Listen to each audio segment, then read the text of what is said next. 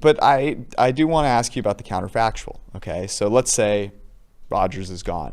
What's your opinion of Jordan Love if you can have one right now? And where are the Packers with Jordan Love? I'm just curious. I mean, because I don't want to be the person that says, oh, because he didn't suit up for a game, he must suck. Okay, I'm going to try not to do that. So I'm going to. The plan was always for him not to suit up for games. I mean, that was 100% the idea of. That's why they kept Tim Boyle around. What do they look like with Jordan Love? I think they're very run-centric, and I think there's a lot less stuff at the line of scrimmage for the quarterback to change. But I do think Matt's system will help him, and I do think it will give him some delineated reads.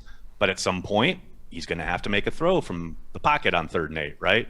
And that's where he's going to probably have his growing pains, and he's going to have to take his lumps. And look, if this is the first year of Jordan Love under center for the Green Bay Packers, it is not going to be a Super Bowl campaign. It's going to be a tough slog. And I think they've got the talent to win some games with Jordan at quarterback, but there's no doubt. I mean, the kid is, 2nd year in the league, has not taken a snap. Mm-hmm. He's going to maybe, hopefully have a bunch of preseason work this year.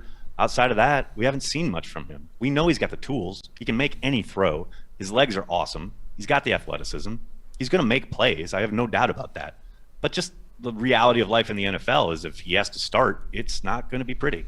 And I don't think any Packers fans should fool themselves into, because I have people in my mentions like, well, Matt's scheme is just going to make it easy. Right. All he has to do is be competent. I'm like, do you have any idea? Like, it's like the Mac Jones Brett conversation. Hundley was competent, and he would still look terrible. It's like, it's just a reality of life in the NFL that if Jordan has to start, it's not going to be pretty. Would you rather have Justin Fields or Jordan Love? Because I'm thinking about it from I'm about to ask you, who are you most worried about? And you talked about the Bears last year. The Bears now, have Justin Fields comes in as a rookie.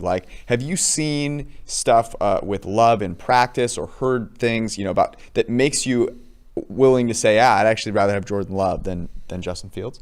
Well, I'd rather have Jordan Love anyway. But the idea that Justin Fields, I do love already on Twitter. There's the split screen of the headline from Mitch Trubisky's first rookie minicamp about how quote unquote good he looked. And now we've got the same headlines about Justin Fields. And that's not to take anything away from Fields. I'm sure he's going to be a very good quarterback. He'll be a Bears quarterback. Very successcul career. Oh, yeah, but he did go to Chicago. I want Jordan Love. The Packers selected him. And he has got all the tools. And he's a year in the NFL. He's not, some scrub in a Pop Warner outfit. I'm all in on Jordan. I think he's got all the ability in the world. I think he's got every single tool you could ever want to play quarterback in the NFL. He just needs to play. And nobody's seen him do that, not at the NFL level. So not in the scheme. It's gonna be a lot of fun to watch if it happens, but it's gonna be frustrating at times. There's zero doubt. How do you think the market would weigh them, Eric? If they had Love, so Love versus Fields, because we've seen market implied, offensive power ranking for rookie quarterbacks is low going into this year. What do you think the market would feel about that? I think right now the Packers are about in the market 0.8 points better than the average team out of neutral. We have them about 3.5 points better than a regular team out of neutral field, which is top 4 in the NFL. So that difference is something they're basically splitting the difference, right? So 2.5, almost 3, 2.5 points. So double that's 5. We have Rodgers being about 7.5 points better than a normal quarterback on a neutral field-ish. I got to actually look at the numbers. I would say Love is probably considered 1.5, 2 points better than an average quarterback. Or not an average, a replacement quarterback on a neutral, which is right around where I would put, it's about a point to half a point lower than I put Burrow and all those other guys. And in Fields, I'd put a half point better than Love at this point. But I mean, Fields is a top 11 pick, Jordan Love is a top 30 pick, so it's just a little different from expectation standpoint. No one needs to ask my opinion of this because the Just Fields syndicate raged this entire offseason. Okay, so let's move now further away from the quarterback room. So let's assume Rodgers comes back. Who's the most important non-quarterback for the Packers this year? That's a good question. It's funny too because I think most people's gut reaction to that question would probably be Devontae Adams, but people forget the Packers have won every game that Devontae Adams has missed under Matt LaFleur, which is crazy when you think about all the kind of headlines and narratives about a lack of weapons and how they have nothing after Adams, and yet whenever Adams misses games, they still win. Yeah, that's a really good question. I would probably go with, would jump up to, the idea would be David Bakhtiari, but he is probably going to miss a couple games there at the beginning of the year. And with Elton Jenkins in the fold, you just kick Elton out there and you're kind of good. So yeah, I don't know, man. That's a pretty tough one. I would probably say maybe Jair, because of his ability to completely eliminate people and the luxury that gives you, especially with a new defensive coordinator coming into town with a new system, new scheme. I mean, Jair is a queen on a chessboard as far as his power and what he allows you to do. So to me, yeah, I'd probably go with Jair on this one. I think that's a really good. I think Adrian Amos is also like an extremely important player for the Packers. One of the most underrated. I said on a video the other day, I think he's one of the most underrated players in the league. I don't think there's any question. Not just on the Packers, but in the league. I think he is so good and gets almost no press about it. He doesn't make huge flash plays, but he is really, really good at the safety position. He's so consistent. But to me, Jair is just a little bit more important because of just, again, the power of everything you can do because you have him. Let me posit one for you, Aaron, because I think this gets talked about a lot, but I want to look at it from the. You looked at Davante Adams and said, okay, the games that he hasn't played, they've won.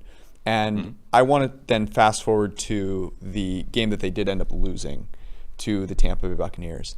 And, you know, Davante on his own, like, Davante is amazing. And I am the first to cop to, like, I did not respect Davante Adams' game enough. That guy is an absolute wizard. And in that game, though, you saw a team like the Bucs with, like, 6 options. And the Bucs obviously ended up beating the Chiefs, who have, 2 options. And is there a thing where it's like, yes, we can win regular season games without our ace, but we need even more than our ace to win, like those really big games against great teams. And so maybe the most important player is one that we don't know yet that ends up making that offense more multiple. Well, here's the thing, though. Like, I understand that kind of thinking, but you also have to remember that, I mean, Aaron Jones, who they just re-signed to a big money deal, had probably one of his worst games as a Packer in that game, and then got knocked out due to injury. To me, the stars have to play their best games in the biggest stages, and that didn't happen. Whether it's Aaron missing Davante on a touchdown because he threw late, whether it's Davante dropping a back shoulder in the end zone, a play he's made a million times, whether it's Aaron Jones fumbling deep in his own end, any one of those things goes the other way. And don't even get me started on Kevin King having a brain fart in coverage. Any one of those things goes the other way, the Packers probably win that game. Well, or the fact that David Bakhtiari suffers a freak injury in practice. So of course the Packers tackles get abused in that game, etc. I just don't think you can overreact to those set of circumstances. Sure. The Packers have a really good team, and they have a lot of ways to hurt you on offense. I just don't see it as, okay, yeah, we got to load up in case Davante's taken out. They've shown they can do that. They've shown they have the ability to do that. They also would help. It would also help if they didn't become so Davante focused on their offense. And I know a lot of people put that on Aaron, but that's clearly Matt as well. They draw up so many plays for him, and they feed him the ball so much, which I love. He's super talented. But, man, you talk about, well, Brady had all these different ways to hurt the Packers. The Packers had those ways. They just kept trying to make the same thing work. And to me, that was the fatal flaw. I mean, you talk about, okay, they needed somebody else to step up because Adams was doing whatever or taken away or what have you. MVS absolutely balled out in that game. Yeah. Go back and watch it. And I'm not talking just the numbers. The numbers are good. But just his play on the field, he was phenomenal. Probably the best guy on the offensive side of the ball. And that's a guy who had been maligned all year. Talk about the drops, etc. He has that huge touchdown to get him going. There's a couple other nice big catches. Great work in the running game.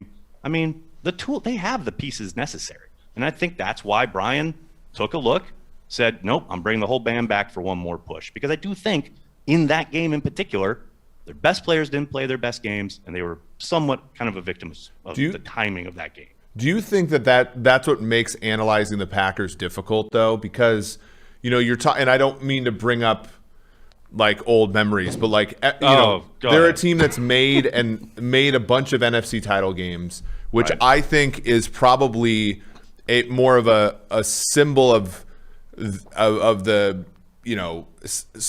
efficiency of what they're doing. Like, it's a good thing that they're making. Like, you'd rather make the NFC title game consistently than not.